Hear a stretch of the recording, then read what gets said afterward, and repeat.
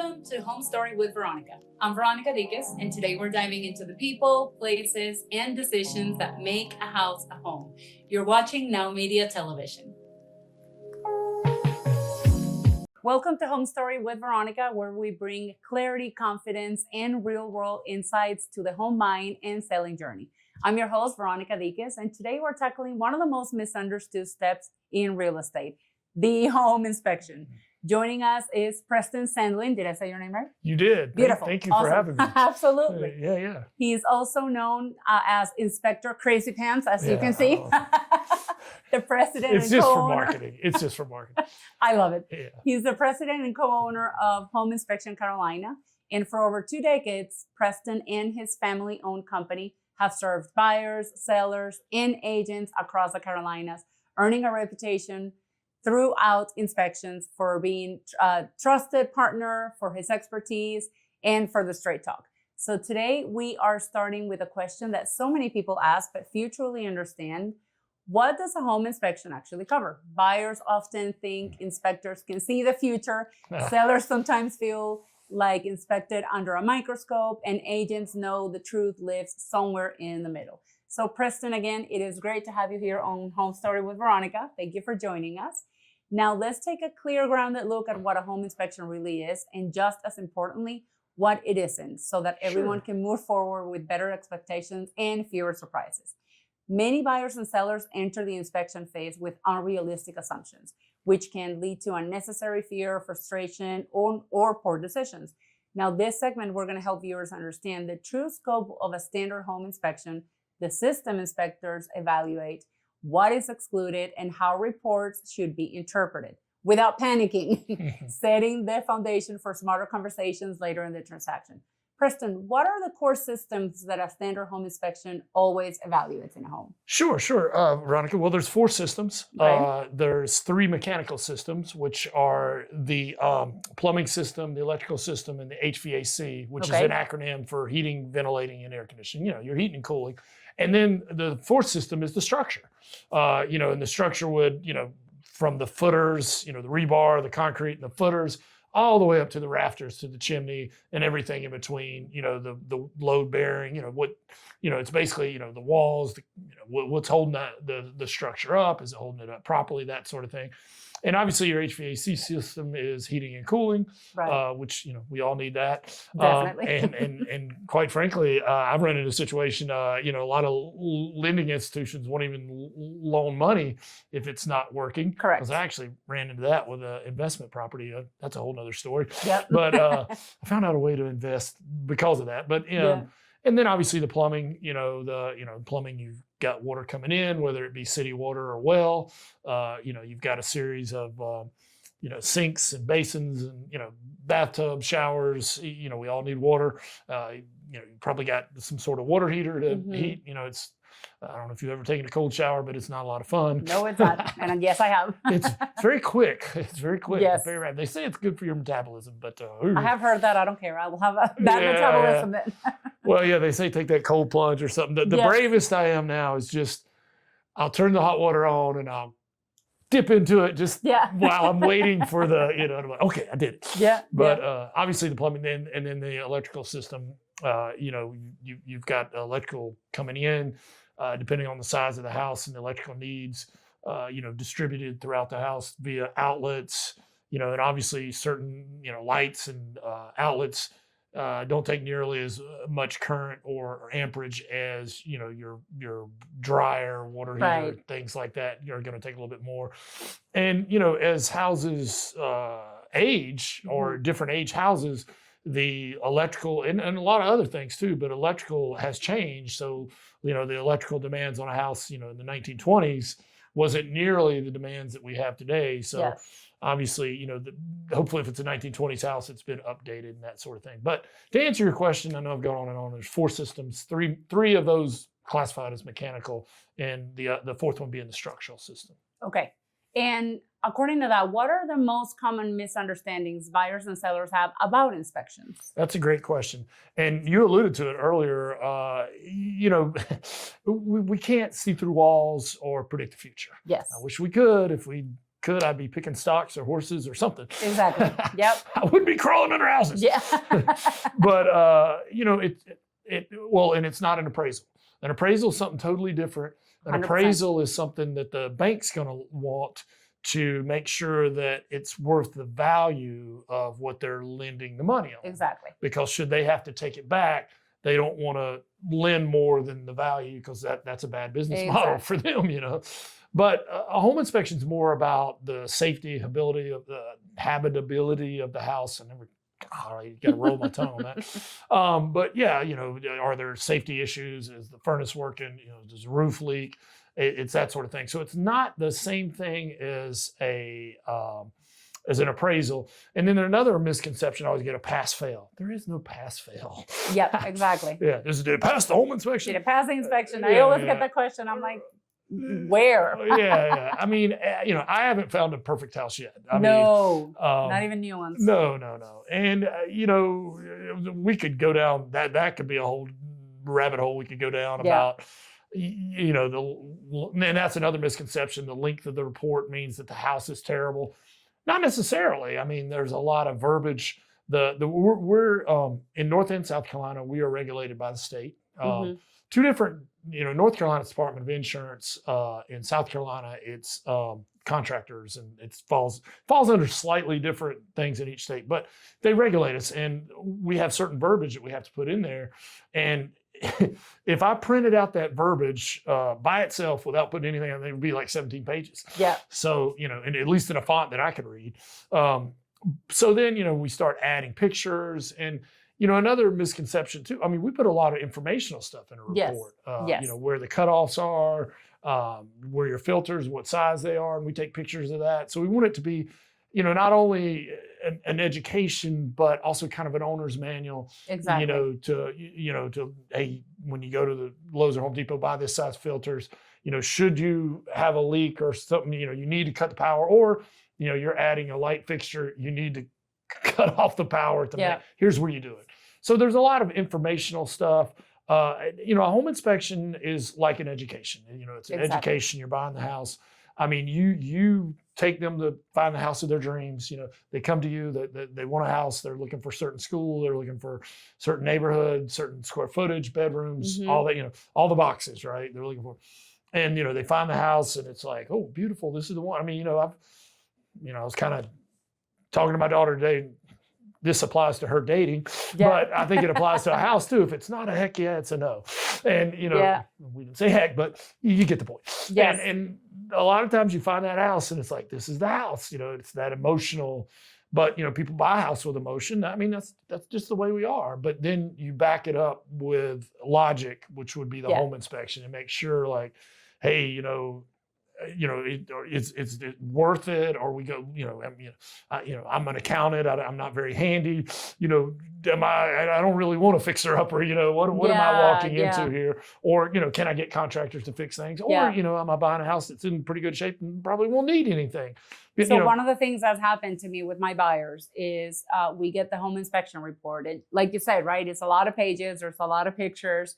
And then the buyer looks at the report and says, well, this house is falling apart. This is a horrible house, terrible. And I say, wait a minute, let's talk to the inspector directly. Sure. And then we talked to the inspector, and the first thing out of his, and I'm not even kidding, this was a real life situation. He said, this is one of the best homes I've ever seen. And then the buyer had thought it was terrible. And the buyer was like, wait a minute, but that doesn't know. Let me go over it, right? So he explained a lot of this is maintenance. A lot of this is verbiage that we have to use. A lot of this is letting you know, hey, take care of this because it could be a problem in the future if you don't take care of it when you own the house. So it's just one of those that people, please don't freak out when you see the inspection report. You have to make sure you talk to the inspector. It's one of the main things that I do. Do you think that's a good idea? 100%. Have them talk to the inspector. I haven't talked to the inspector, and Veronica, because of that very thing, I actually teach a class about reading the inspection report. And I always say, you know, when you go do your laundry, right? You have like 3 baskets. You put the whites here because you don't, the color, you don't want it to bleed. You know, your darks and your thing. Okay, so let's make 3 baskets with the repairs. And the one basket is really want to have, some major structural safety, termite, something like that. would like to have, and then be nice to have in my mind. Those are more the cosmetic, things that we would like to have. I like that. Yeah. And quite honestly, for the most part, most of them are going to fall in those last two baskets. Yeah. So you got this long report. There's only like 2 or 3 items in that one. So once all right, it's, 50 some pages, 60 pages, but there's really 2 big items. All right. We really want those. But these others, so once you kind of, figure that out, and every house is going to be that way, and home inspectors are required to put all that stuff in there. So I think a lot of people get bogged down in the middle and cosmetic, or, middle basket, light basket, I guess. And people always ask, what should they repair or whatever? And this, everything's negotiable. Quite frankly, they don't have to fix anything. They don't have to, Nope. But they want to sell the house. You want to buy the house. And there's pain for both parties if they get out of this deal. So, there's money in and out costs for both. So they want to make the deal work. So, and then there's the whole market. Back 3 years ago, supply and demand, right? When there was so much demand, sellers are like, well, that's nice. You found it. I'm not fixing anything, because they got 20 more offers on the house. And then, when it goes to the other end of the spectrum, they hadn't had anybody look at the house in 6 months. They're like, oh, I'll fix everything and I'll give you the car. Yeah, exactly. What's more reasonable is somewhere in the middle. Somewhere in the middle. Yeah, it's like you said that, it's like, all right, I'll fix all that stuff in that basket. I'll fix some of the stuff in this basket, but hey, if we're going to give up on something, we'll give up on that, because it's maintenance stuff. So I think the most important thing here from the beginning of our conversation, we're about to go on a break, is make sure that you talk to somebody who understands the inspection report so that they can really go through it, and talk to the inspector who went to the house, because they'll be able to really tell you, hey, this is not that bad. This is one of the best homes that I've seen. And I've also had the inspectors who say, run from this home, which happens. And it's important to know before you either decide to buy the house or not buy the house. But up next, we are going to break down inspection red flags, what truly deserves concern, and what buyers don't need to panic over. This is going to be a good one. We'll be right back. All right. Was that good? Stories, strategies, and inspiration to help you write your next home chapter. This is Home Story with Veronica on Now Media Television. And we're back. I'm Veronica Dinkins, and you're watching Home Story with Veronica on Now Media Television. Let's jump back into today's conversation. Welcome back to Home Story. Want more of what you're watching? Stay connected to Home Story with Veronica and every Now Media TV favorite, live or on demand, anytime you like. Download the free Now Media TV app on Roku or iOS and unlock nonstop bilingual programming in English and Espanol. On the move, you can also watch the podcast version right from our website at www.nowmedia.tv. From business and news to lifestyle, culture, and beyond, Now Media TV is streaming around the clock, ready whenever you are. Welcome back to Home Story. I'm Veronica Dinkins, and we're continuing our conversation with home inspection expert Preston Sandlin. In this segment, we are focusing on one of the most stressful moments for the buyers, the inspection report, full of red flags that seem overwhelming at first glance. At the first glance, we talked about that on the first segment. Inspection reports often list dozens of findings, which can trigger fear, emotional reactions. And this segment is going to help viewers separate cosmetic or routine issues from serious structural, safety, or system failures, empowering buyers to respond thoughtfully instead of emotionally. I cannot stress that enough, because that can ruin a transaction, and there was no need to ruin that transaction. So, Preston, in your opinion, which inspection findings look alarming but are usually normal wear and tear? Just normal settlement, A settlement. Okay, explain settlement of a house. The settlement of a house. So a house, when they build a house, before they dig footers with a backhoe. The backhoe is 24 inches, so they pour concrete footer, and it just like our foot. That's what has the weight of the house and everything that they do. So here's the problem: if you go camping, right, you want to pitch your tent on the the place where where it planes away in each direction, because when it rains, you don't want it to come down. You want it to drain away from you. Yeah. The problem is, Veronica, those places usually don't exist naturally, so they have to create them with earth moving equipment. So they do, right? They fix it, but when they move all this earth, there's still air pockets, right? And it's going to settle over time with rain and stuff like that, and it's going to. And when it settles, like for example, on a brick home, that's where you see the cracks Correct. on the actual outside. Okay, so that's Correct. what we're talking about when we say settlement. Right. So that's one of the most misunderstood. Yeah. So what happens is, if you think about it like this, you've gone to the beach, right? Hopefully listeners have gone to the beach, and when you first get out to the beach and you're pulling that cart, whatever, that sand is so. Yeah. But you get closer to the water where it's really compacted. Yes.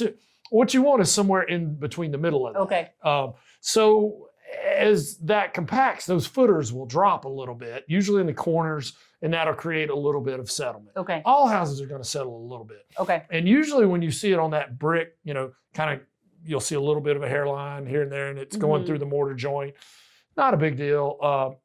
Now, there is some cracking that is a big deal, but it's just that footer dropping. And remember, that brick wall is just a veneer. That's really not holding up. It's the studs that are inside that are actually holding up the wall. But I know I've gone a long roundabout, but my answer to your question is normal settlement cracking is not a big deal. Now, there is some structural cracking. Of course. And that would be noted on the inspection report if it was a major concern. Correct. But okay, so when buyers go and see that's a settlement, there's a crack, they see the little crack on the thing, don't freak out. Right. It's not necessarily a bad thing. Right. It might just be regular settlement. What other misconceptions do you think there are? That looks alarming, but it's really not that bad on an inspection report. Yeah, sometimes, obviously uneven floors, people freak out about that, depending on it. I mean, obviously nobody likes that. Yes. But depending on what it is, sometimes that's not a big deal. I mean, obviously, if it's a new home, I would ask for it to be fixed, but it's not a structural. I mean, sometimes they just, it's the wood, they line it up, but it's not a structural thing. Okay. You'll also sometimes see, you'll always see if it's a 2-story house and there's any kind of plumbing upstairs, somewhere there's a 4-inch pipe coming down one of those walls, which means that 4-inch pipe is bigger than the 2x4 because 2x4 is really not a 2x4. It's like, 3 and something. Yeah. So somewhere there's a little bit of a unevenness in the wall. Okay. And it's actually good to know where that is so you don't hang any pictures there. Yes, you don't want to break the pipe. I've got stories. I'm sure. And it doesn't happen right away. Usually they'll put a nail or screw through the pipe. No problem for years because but eventually that rusts through. And all of a sudden they start getting a stain. They can't figure out what it is. And it's there's a hole in the pipe, and it's, every time it drains, they're getting a little bit of water. But that's a thing that's usually not. Some of the main things. Yeah. What about, let's reverse the question. What are some of the things that buyers should immediately put their full attention to when it comes up on an inspection report, you think? Mold, mildew, and all the, it's, every inspector, when they walk up to a house, and every buyer and realtor too, should ask themselves, where does the water go when it rains? Yep. And as long as it's draining away, all houses, gutters, downspouts, whatever. But if there's, a negative drainage situation, there's a gutter that's down, there's something there, that water causes more havoc than anything. Yes. And it's in multiple ways. I mean, there's obviously the water damage, but then, fungus, stuff like that. Yeah. And here's another tip, anybody who has their house vacant for any amount of time, it's a vacation home or second home or something, do not turn off the HVAC system. Right. Leave it on. For the humidity. Right. You need air movement. Because when I say water, there's 3 sources of water that can cause damage. Okay. Number 1 is weather, rain, that sort of thing. Number 2 would be a plumbing leak of some type, which is also bad. And then the third one is atmospheric moisture. Okay. Which is, if I have a really cold drink and I go out on a July day, that, the humidity hits the dew point.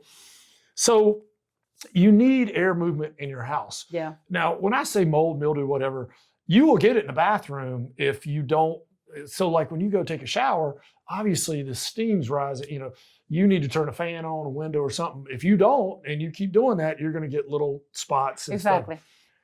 That's not a big deal because it's a localized, we know what's causing it. Yeah. What is a big deal is, the whole basement's covered in, looks That's like a you're hail hazard at that growing point. Yeah. penicillin. Yeah. So to go back to your original question, water or moisture in some form can cause wood rot, all types of fungus, which, causes us problems breathing, and all the above. So yeah, moisture, if it's not properly drained away or dried out, can cause all kinds of problems. Yes. And it's funny, we years ago I was gonna buy a house and we had the inspector go and it rained that day. Mm-hmm. And thank goodness it rained because we were able to see that there was pretty much a creek going down on the crawl space of the house. Oh wow, going right through the middle And of it. he literally looked at us and was just like, get out. Don't even get out of this house. And that honesty is very much appreciated because the issues were, ridiculous. Yeah. To have pretty much a creek, it was insane. I inspected a house Water. in Providence Country Club years ago. Kind of like this story where I did the house. Well, I use, every inspector has a routine, and I usually start on the outside. They might get the dishwasher going or something, but then anyway, I made my second pass around. I'm like, oh goodness, there was this humongous crack that went right through and this wasn't the stair step. Not that, yeah. This thing, I could put my index finger through. Oh, that's not good. And it went right, all 2-story house all the way down. I'm like, oh no. And as soon as I saw it, and I pointed it out to the realtor and the buyer, and they're like, how much do I owe you? I'm done. I'm out of here. It was just one of those, we're not yeah. moving. We didn't even write a report or anything. Yeah. And I think I was like $100. Yeah. So, some of them are just, We found another house, but yes. that was like that. It's like, it was a deal. That's rare. That's rare. That is rare. Absolutely. Yeah. That doesn't happen very often. Yes. I've barely had, in all the years that I've been doing this, I can count them maybe with one hand, the amount of times that we've been like, nope, get out of the house. Don't even, let's just not do it. Now, Preston, I know viewers want better understanding on inspections or work with experienced professionals like you. Where can they learn more about your work and resources, and how can they reach out to you? Sure. Homeinspectioncarolina.com is the best place. Homeinspectioncarolina.com. Yep. Okay. And there's a whole lot of free resources on there. Play around with the tabs. We actually have Hector the Inspector. If you go to the bottom right corner, and you can talk to him. Yeah. Well, we were just trying to find something that rhymes.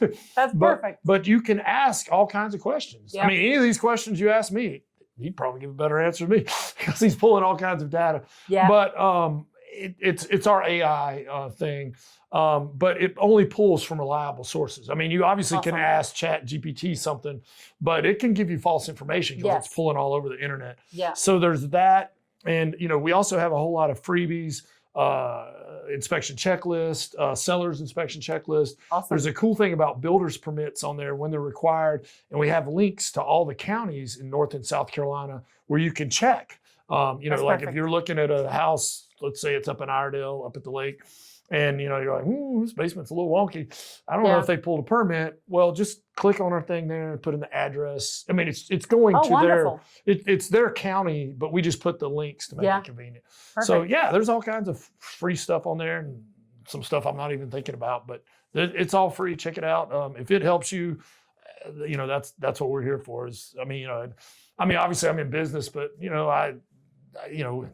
I want to leave it better than I found it. And I love that. Even if it helps, I love that people buy a house. We were talking a little bit earlier. To me, buying the house is American dream. Yes. I grew up in a trailer park. Yeah. I know you grew up probably some humble beginnings too, it sounds like. And I remember my family bought their first house. I was in middle school, and man, it was a small house. Yeah. But it was like Christmas. It was the greatest thing ever. Because the small town where I'm from, this is almost cruel. Where the school But I have to bus. cut you off because we're about to go on a break, though. Oh, okay. Can you pause it and then we'll come back to that Yeah, story? yeah, sure. Because next we want to make sure that we talk to sellers as well. Should you do an inspection or not when you're getting ready to sell your house? We'll be right back. Stories, strategies, and inspiration to help you write your next home chapter. This is Home Story with Veronica on Now Media Television. And we're back. I'm Veronica Dinkins, and you're watching Home Story with Veronica on Now Media Television. Let's jump back into today's conversation.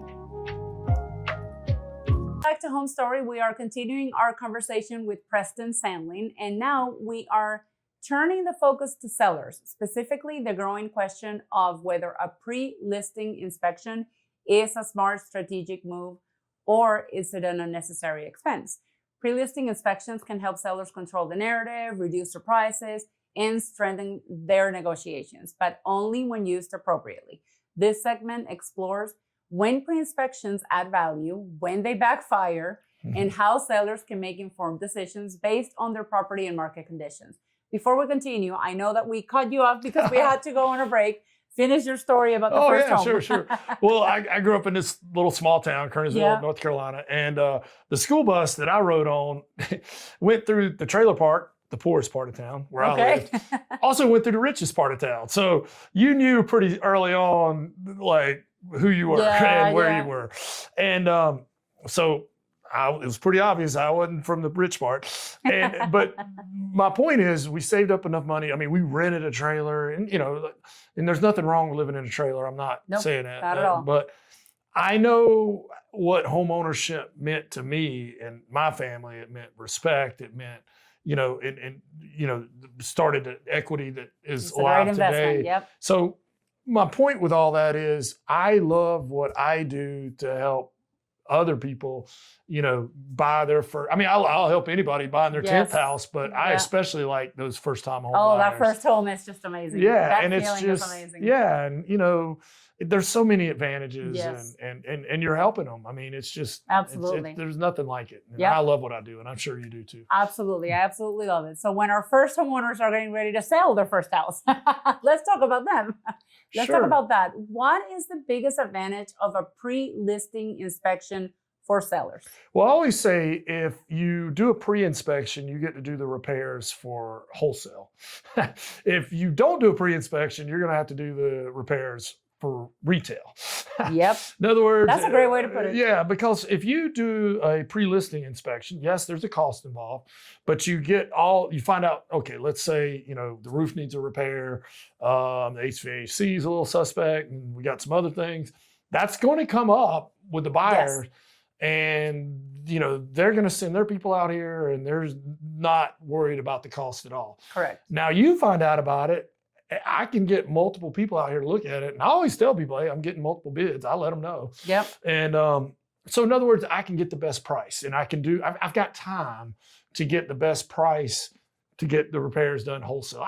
You're not really getting them wholesale, but you understand what I'm saying. Yes. Yeah, absolutely. It's going to cost a lot less. Right. When you do it on your own, and you don't have to be negotiating with a buyer who's trying to get your house on doing those repairs. Right. And, either you do those repairs, or like you said, even if I don't do the repairs, I've got the estimates. So when they come in and do their inspection, look, I already know that the HVAC shot, here's the estimate. You've taken away because a lot of times they're going to be like, I want $10,000 off the house, the price of that. Yeah. Well, that's weird because it only costs $5,200 to fix it. Yes. So you've dotted all the I's and crossed all the T's. I'm a big fan of pre-listing inspections. Now, there are some downsides of it. That was my next question. Yeah. So the downside is obviously there's a cost, and they find this stuff, you fix all this stuff, and then they're going to have their inspector come in, and that inspector is not going to be like, it's perfect. Right. They're going to find some stuff too, and you're going to be like, well, wait a minute, all right, let me explain that first. Yes. An inspector's is subjective. I mean, it's like if 10 inspectors go inspect the same house, here's the way I look at it. If there were two major items, they all should find those two major Right. items. But remember that other two baskets, the middle basket, Yes. their list of those is going to be different. It's going to be different. It goes, Yep. it's a subjective thing. It's Yep. a very, you know, it's a whole bunch of needles in a haystack, and we're not going to find all the exact needles. It's just the way it is. I mean, you know, so expect that. We always say that if they find, you know, something that's $3,000 or more, which would be, you know, qualify for this basket, Right. I'll refund your money because we should have found that. You should have found it. Okay. We'll refund your money for the for the inspection. So that's the major downfall of it. Do I think they're necessary all the time? No. I mean, if you've got a pretty well maintained house, you know, it's not that old, you probably don't need one. Right. I mean, you're probably going to do pretty well on the inspection Yeah. anyway. If you've got an older home that, you know, hasn't been maintained, or you inherit a home, you know, nobody's been under that crawl space and like that, that's probably one you want to do. Yes. Because You don't want the surprises. there's going to be some Yeah. issues. And like you said, you want to control the narrative. Yes. I want to, you know, be proactive instead of reactive. Find out what the problems are. You know, we're not going to, you know, put our head in the sand. I forget what animal does that, but you Yes, know, yeah. we're, you know, and Ostrich. yeah, thank you. But we're ahead of it. You know, we're Yeah. ahead of it. And when you put it on the market, it's like, hey, we already did the inspection. Here's the report. Blah blah blah. Exactly. You made the offer knowing this. You Yes. can't act surprised and then want a concession or something when Exactly. you made the offer knowing this already. You know? And that's So- the next thing I wanted to talk about, because when we have sellers do the pre-listing inspection, it doesn't mean that they have to fix everything. correct. It just means that now they know, right? So now Right. they know what to disclose. They know what to fix if they want to fix something, and if not, it doesn't mean that you can't put a house on the market. Let's say if your roof has an issue right now and you just don't want to deal with it. This is a house that you rented for somebody that you weren't living in the house, but now you listed knowing that, and now you adjust your pricing accordingly. Please listen to your realtor and do that. Yes. Adjust your pricing accordingly. Yes, you're wasting everybody's time. Exactly. But now it Including your own. becomes a $10,000 adjustment instead of a $20,000 when a buyer comes and says, "No, my roofer said it would be $20,000." You just got to make sure that you understand that you do have to list whatever is an issue with the house, Yep. and you don't have to fix everything. But the inspection report will really give you a great idea of the overall condition of the house. Do you agree with that? Is that a fair statement? 1,000%. Can I Okay. add a little bit more? Absolutely. I don't know how much Please time we do. got, but No, please. I do. mean, if you think about it, a pre-inspection, what you're doing is you're taking the risk out. You're taking, you know, buyer is looking at house A, house B, house C. Yes. And they're all older, you know, an older neighborhood because that's what they want. There's some risk associated with, and especially with due diligence. Yes. Because due diligence, you don't get that money back. Exactly. You know, that, and, you know, when the market was crazy, you had to put a whole bunch of due diligence down. And that's really risky. Yeah. And you got house A, house B, and, you know, if house B, let's say, has a pre-listing inspection, you're like, you've taken some of the risk. So now this one's a little more attractive if everything else is equal. Yes. And because of that, I'm willing to offer a little more money, put a little more due diligence down because there's not as much risk there. I mean, it's already been looked at, blah, blah, blah. But, you know, house A, man, if I put a lot of money down due diligence and then it turns out that the, you know, roof shot and the furniture shot and they're not willing to fix it, that's just too bad for me. I either have to move forward and eat it or lose my due diligence. So, you know, the whole idea with pre-inspection is you're making it a lot more attractive to a potential buyer That's a by great taking point. the risk out. And especially when the market's a little tight, you know, you need That's a great everything you point. can to make your house a little more attractive, you know. Absolutely. It's kind of a meat market, you know, like, Yeah. hey. And hey, sometimes if it's a recent inspection, buyers won't even do a second inspection. Oh, yeah, yeah. They'll I've had just that. go, they said, "Oh, it was only done 3 weeks ago. This is a great company." They go to your website, they check everything. And sometimes they're like, "Okay." Yeah. Because the inspector, you have to realize this, the inspector is not working for the seller or the buyer. The inspector is a third, please correct me if I'm wrong. We hire a third party company, meaning they are not going to try to favor the seller or the buyer. They're just going to do an inspection. Well, they and they're gonna be can't your by job. law, you know, they have Exactly. the SOP, standards of practice, and they have to abide by that. Perfect. I mean, obviously somebody's paying us, but you Yes. know, we have to abide by the standards of practice, or you know, there would be repercussions if we did. Exactly, exactly. So the inspector's not going to lie to you about the condition of the house. Correct, Is what I'm correct. trying to say. You can trust the inspector, whether it's from the seller or the buyer side who's paying. Right. What homes do you think, we talked about it a little bit, and we can touch on it a little bit more. When somebody's selling their home, like what you said, if it was a home that was built in 2024, versus a home that maybe from 1960. Everything is working great. I lived in this home 10 years in the older home and I want to sell it. Which one do you think will get a better benefit from doing an inspection? That's a great question. Both, Both. but you know, people. All right, so I always compare it to cars, right? Okay. All right, so the car that I want the most is a 1957 Thunderbird. Okay. Right. Now, by today's standards, that 1957 Thunderbird would be a death trap. It doesn't have airbags, anti-lock brakes, anything like that. But if I put all that stuff on it, it would be worth less because But my point being, you know, some would argue that, you know, that 57 Thunderbird was made better than the car today because it's all metal and it's not plastic. Okay, that's an argument. And then there's also the argument, everything on that 57 Thunderbird is what, 1950, 70 years old. Everything, you know, the little motor for the thing. I mean, everything on that car is 70 years old. So there's stuff that, my answer to that question, people always ask me, it depends on what you're looking for, you know. Yeah. You know, there's an argument that you buy an older home, you know, you're going to get more value in hardwood floors, brick, because now that those building materials are so much more expensive. You're going to get mature trees because it's an older neighborhood. And then there's an argument for newer homes because, you know, everything's new, the water heater, the furnace, the roof. I mean, all this stuff, but all that stuff is going to have to be replaced at some point. Everything has a life. You know, like in my car example, 57 Thunderbird, I'll show you a car that doesn't have the original belts, hoses, or tires because they don't last that long. Same thing with a house. You show me an 80-year-old house, I'm going to show you a house that doesn't have the original roof, furnace, water heater. Now, it may have some original structural components, you know, a lot of that, but the mechanical stuff is going to have to be replaced at some point. So depends on what you're looking for. I mean, there's pros and cons for new, there's pros and cons for existing. Absolutely. And I think it's a great idea for all of them because I've had issues with new construction homes. Oh, I've had buyers who buy a brand new home and then a year later they're having to put 5 claims because, you know, they're having a leak inside of the walls, the pipes. So I don't think it's ever a bad idea. I 100% agree. And that's why I wanted to ask you that question. Yeah. Pretty sure you were going to be on the same page as I was. Now, up next, we are going to tackle the moment when deals are made or lost, inspection negotiations, and who fixes what. I think this is the hardest part for a buyer and a realtor when buying a house, because that's when you really need to first get a good understanding of what the issues truly are. Second of all, getting opinions from companies that can fix those issues and getting estimates and all that, and then negotiating between the buyer and the seller. So we're going to be right back to talk about that with the perspective of a home inspection expert. Perfect timing. I hope I hadn't been all over the stories, strategies, and inspiration to help you write your next home chapter. This is Home Story with Veronica on Now Media Television. And we're back. I'm Veronica Dinkins, and you're watching Home Story with Veronica on Now Media Television.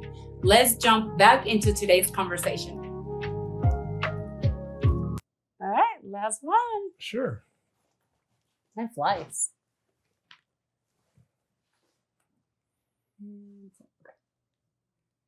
Welcome back to Home Story. Don't miss a second of the show or any of your Now Media TV favorites, streaming, live, and on demand whenever and wherever you want. Grab the free Now Media TV app on Roku or iOS and enjoy instant access to our lineup of bilingual programs in both English and Spanish. If you prefer podcasts, listen to Home Story anytime on the Now Media TV website at www.nowmedia.tv, covering business, breaking news, lifestyle, culture, and more. Now Media TV is available 24/7, so the stories you care about are always within reach. Welcome back to Home Story with Veronica. As we close today's episode, we are addressing the most sensitive phase of the transaction, inspection negotiations. Yes, I have lost sleep over this, where expectations, emotions, and strategy all collide. Believe me, they really do.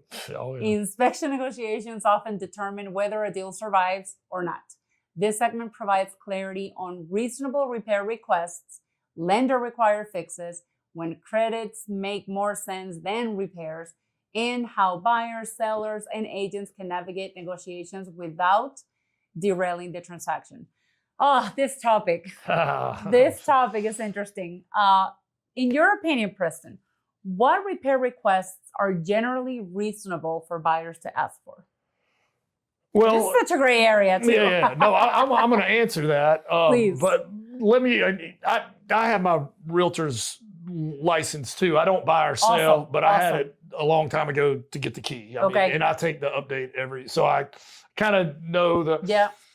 Let me start with, we said it earlier. Yeah. I mean, because I get the question too, what has to be repaired? That's always the question.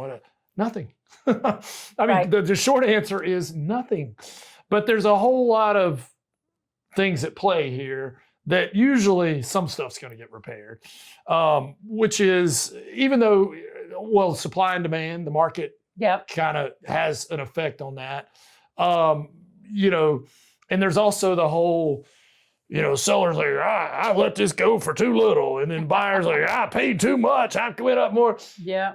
You're starting off with a bad, you know, it's better if everybody compromises a little bit in a perfect world. So if you go back to the 3 baskets, you know, in a perfect world, if everything was kind of, you know, buyer, seller, and again, you know, I said nothing has to be fixed. But the thing is, if the seller says that, buyer's going to back out. Yeah. They're going to lose time and money, and it's going to be a while. And if another person, so they realize that. Yeah. So they're going to, more than likely, if they have a good realtor that's talking to them, like, they're going to fix some stuff. So a reasonable thing, I think, is we'd love to have everything in this serious basket. Yes. We'd kind of like to have the stuff here, or at least half of it. And, you know, if you're so inclined, but, you know, if we're willing to give up on something, it would be this. And, you know, I'm going to show you all 3 baskets and already show you that I'm already, you know, hedging on this. So you don't think that I'm, you know, because, you know, if you come in there and you're unreasonable, you're going to tick them off. You're going to tick them off. And, you know, once that goes south, it's hard to come back from that. It is. And I always tell my buyers and sellers to put themselves in their shoes. If you were the buyer of this house and you find out that the HVAC needs to be replaced because the unit is about to just completely shut down, or the roof has a major issue and there's a major leak, what would you do as a buyer? Right. You would not want to proceed with that unless something is negotiated. So as a seller, you have to think about that if you truly want to sell the house, right? And this issue is going to keep coming up because another buyer is going to do the inspection again, and we're going to have the exact same issue. So, and pretend like you're going to see this person in the grocery store. Exactly. Afterwards. Are y'all going to be friendly? In a perfect deal, you'd still be friendly. Everybody, in a perfect deal, everybody wins. I mean, you know, the sellers sold for whatever reason, upsizing, downsizing, whatever. Exactly. But they felt like they got a decent amount for it, and they, you know, and the buyers happy, you know, in the new home and raising their family or doing whatever. You know, what you don't want is, you know, 6 months later, somebody thinking they got the shaft. And absolutely. And that's what we're trying to avoid. Yeah. And usually, if everybody's reasonable, you can do that. But, you know, sometimes you get some people who aren't reasonable. I mean, you know. Or they want all or nothing, and there is no middle point to negotiate. Yeah. Now, keep in mind, negotiating is both parties compromising. Yeah. Well, and something else, too, I want to touch on about if you're the seller and you're now presented, and you're the seller's agents, you're presented with these things, and they're asking for a certain amount. Hopefully but, you know, as far as like, I'm not fixing anything. But here's something you might not realize. That realtor now knows about a serious issue. They have to disclose that to the next potential buyer. So, you know, if you got a reasonable person here, your best bet is to address it in some way or another. You know, either A, fix it, B, get estimates, or, you know, have a cash or whatever price adjustment for it. Yes. Now, in your company, whenever a realtor is working with the inspection report and their client is a seller, do you have resources that we can go and get estimates? Yes. Can you talk about that a little bit? Because I know that's an important thing. Sure. Yeah. So we do the inspection. Now, obviously, we don't provide estimates because we don't do repairs. Right. That would be a conflict of interest.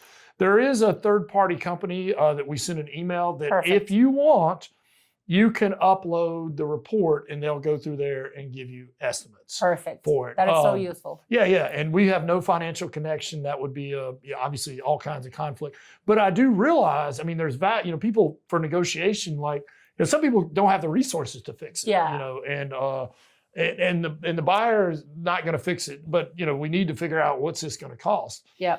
Now, they tend to usually be slightly on the higher side just Right. because they account for, sometimes like, I'll give you an example. We've got some wood right there.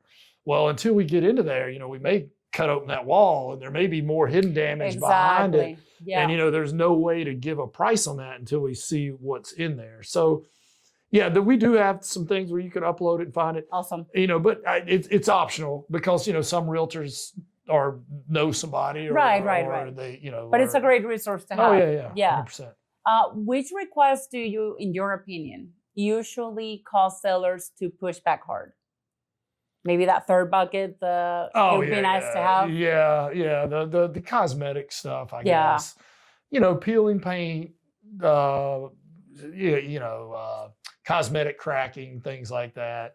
But it's not really compromising the integrity of the house. Right, just purely cosmetic. And it's happened to me. I mean, I've actually sold my own house, and obviously I was like, please don't let them know who I am. Yeah. I'm a pretty well-known home inspector.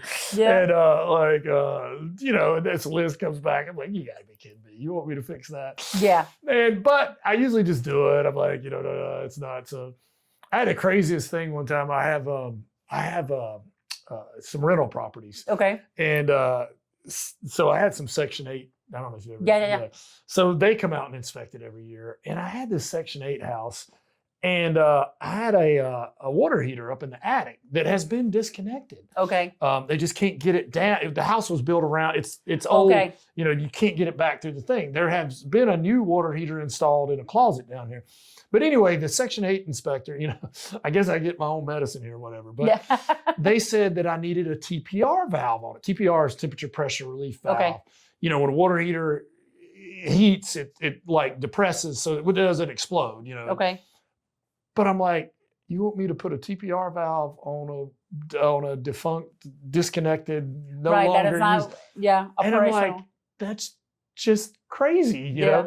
But it's like $15, and I'm like, I want to. Instead of the fight, I just did it. Let's just do it. So Veronica, then I go to meet the guy, and I'm not going to be. I'm just whatever. It's the hoop I got to jump through. I'm not going to, whatever. I'm not going to make them mad. And the guy comes early and leaves me a note, and he didn't even go in the house, but he passed me. So But I was kind of mad. I was like, I wanted him to see that I put. I was proud. An operational tank. But what are you gonna do? Yeah. And speaking about money, you were talking about the $15. When do you think? Not necessarily when, but in what occasions have you seen that it can be really beneficial to do credits instead of a repair? Meaning the seller says, I can't repair it. The buyer says, okay, I'll repair it, but give me $5,000 credit towards the closing. Right. Oh, well, a couple of situations. If you got somebody, like if it was my mom, she's older and she didn't want to deal with all those repairs and all that sort of thing. And, here's the other little caveat with that too is whoever the person did the repairs for, that's kind of who they have a relationship with. Yes. So sometimes like something like a roof or something, I mean, there could be tricky roof leaks. Yes. Where they fix it and then the thing still leaks. Exactly. And if it's like the sellers did it, now you have no recourse. You would rather get the money and get your person to fix it yourself because now you have the relationship sometimes that's better, with that contractor. Yep. So if for some reason it's not fixed right, I mean, because if you call that seller, they'll be like, well, I didn't do it for Unless you. you can ask for a warranty to be transferred. Right, but sometimes it is better if you say, hey, I have somebody that I know that's going to do a great job. Let me just go ahead. Let me get the credit. Here's the estimate, negotiate, and then do it at closing. Sure. And just, time, sometimes people, if it's you don't have time to get it done. Windows, goodness, because windows, and a lot of times you got to order windows, and sometimes it takes a long time to get them here. Yeah. And by the way, can I add this? Those windows. We have fog. very, very few little before we have to end the show, but yes, so the be quick. fogged windows, they're usually under warranty for 10 years. Okay. So if you get a fogged window and it's still, and this has happened, but then they have to order them. So a lot of times you get the credit or just something in paper saying they're going to do it. I had one house, 9 years old, 17 fogged windows. They got them all replaced under warranty because if one more year they wouldn't have. Oh man, 10-year perfect warranty. timing. Yeah. Now, thank you, Preston, so much for sharing your experience and helping bring clarity to one of the most misunderstood parts of real estate. Today's conversation showed us that inspections aren't about fear. They're about information, communication, and making confident decisions. Whether you're buying or selling or advising clients, understanding the inspection process can protect deals and reduce stress for everyone involved. I'm Veronica Diquez, and this has been Home Story with Veronica. Thank you so much for coming on the show. Thank you for having me. It was Remember, fun. it's homeinspectioncarolina.com. And this has been, again, Home Story with Veronica, where every home has a story and knowledge helps you write the next chapter. Thank you for watching. Well, thanks for having me. Perfect. How do I find this later? I mean, I'm sure it'll be a